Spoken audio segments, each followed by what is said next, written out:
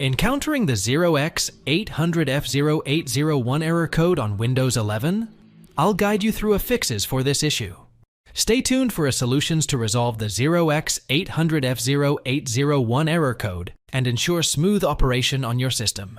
Press the Windows key +I and navigate to System in the left panel followed by Troubleshoot.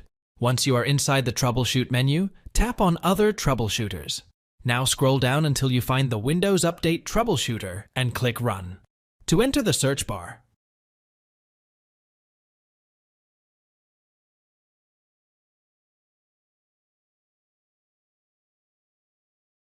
press Windows +S, then type CMD, and right-click on the most relevant result to run it as an administrator. Type or paste in the following commands and press Enter after each.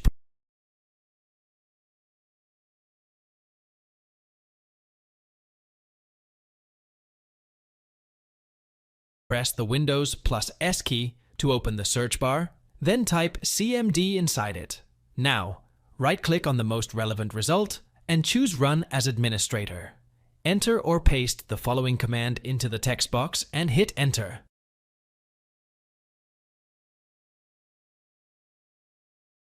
To open the Settings app, press the Windows key and the letter I together, and then select Windows Update from the left-hand panel on the screen.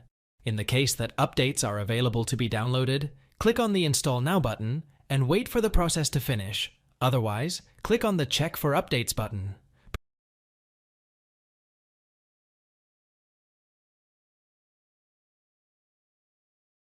Press the Windows key +R to open a new run box, then type or paste in appwiz.cpl and hit Enter.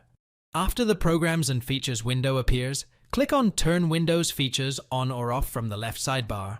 Tick the box next to .NET Framework 3.5, includes .NET 2.0 and 3.0, then click OK. Thanks for watching. If it helps, make sure to hit like and subscribe.